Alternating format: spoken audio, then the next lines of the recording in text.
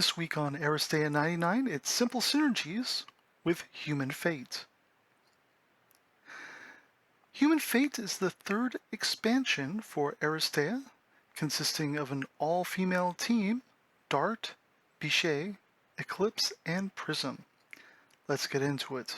So Dart's role here is to primarily hunt ranged opponents, and she does have a function as a scorer as well, although in this team you can look at her as being an alternate scorer. Dart's role does benefit from synergies, but she doesn't necessarily reciprocate in equal measure.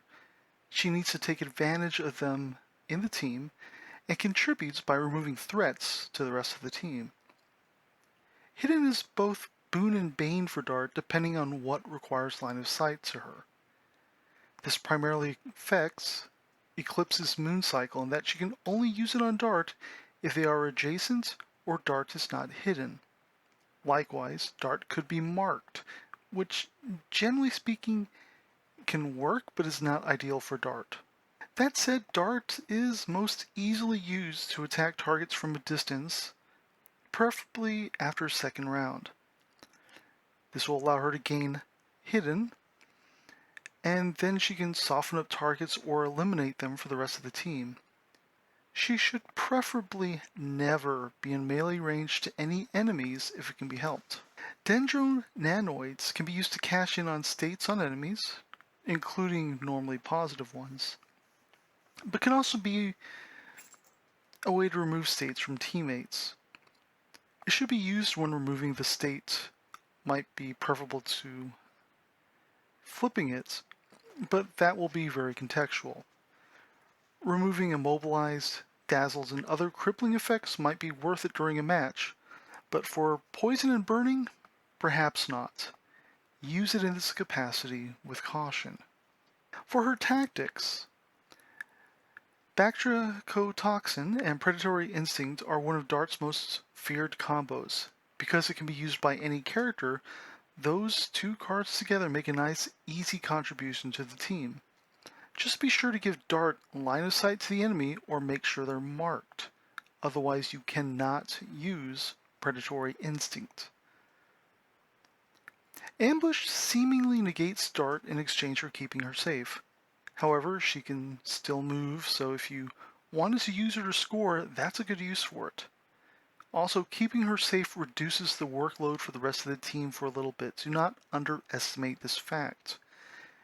They will not have to expend action points, their resources, their turn, their movement, trying to keep her out of trouble and out of the infirmary. Surprise Factor helps out all team members, particularly because Eclipse can grant hidden to allies. Even if the character isn't hidden, sometimes one movement is enough to decide the outcome in a particular situation. Bichet for getting into scoring zones and target designation. Bichet is a rival to Gata, and this shows in her design.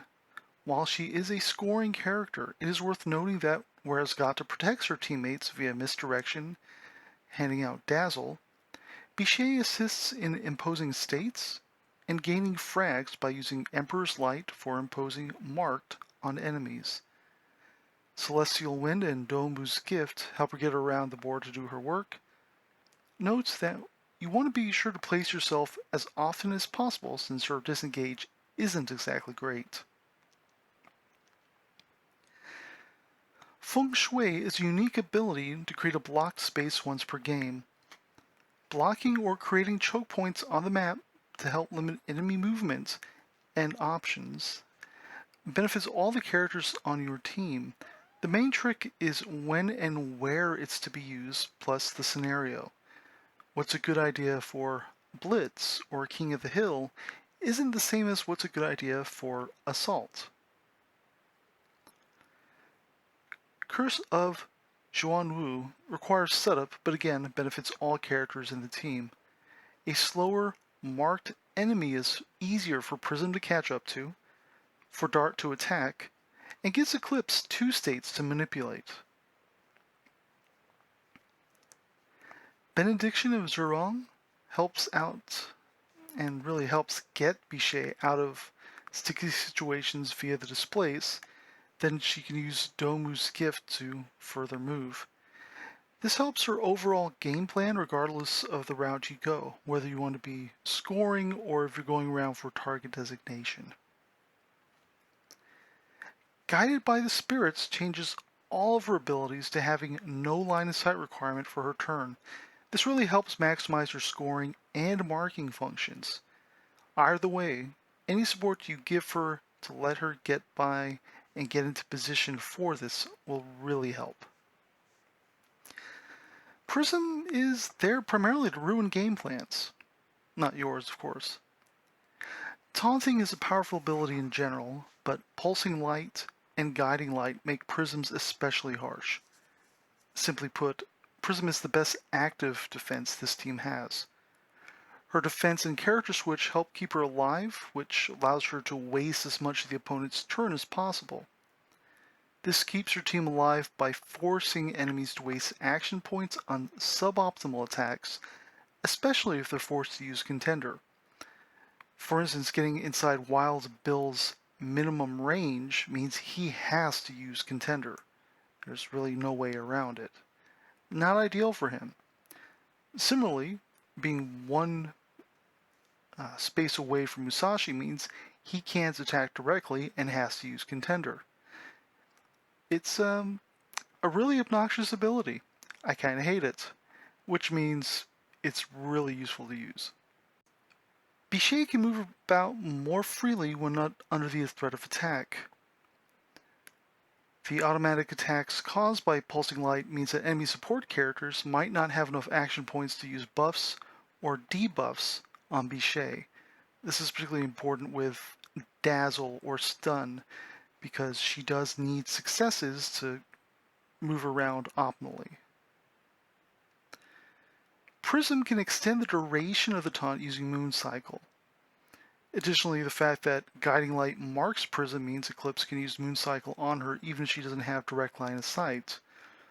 The longer that Eclipse can keep Prism's taunts going, or making sure that Eclipse Prism has marked on her, the better Prism's going to be at her job. And of course, Dart's just going to appreciate having the bigger target out there, a bigger non-optional target. Regarding tactics, Blinding Lights is a good card for any taunted characters who are outside Pulsing Light's range.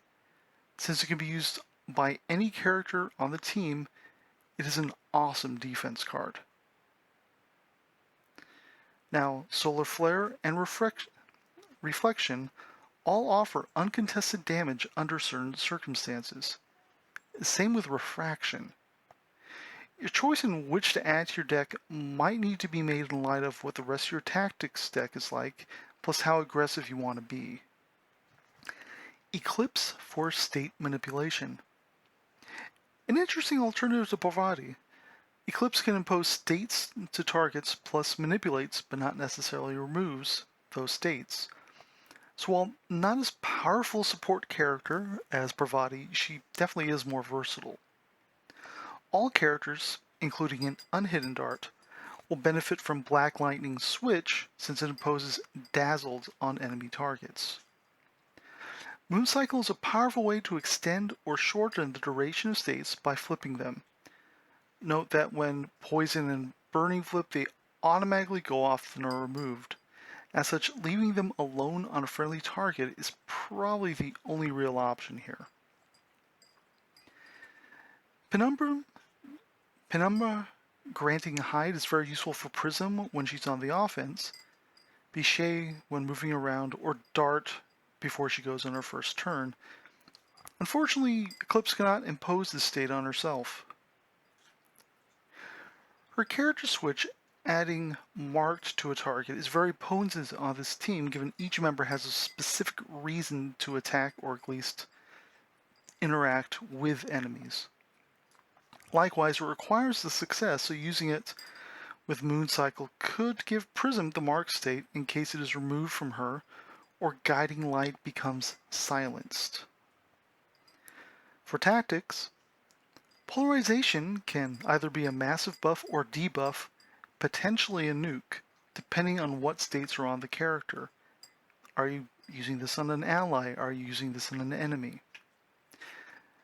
Now, if Dart or another character can load up an enemy with poison, including using whether it's using Silent Death for Dart or Predatory Instinct, then polarization can set it off.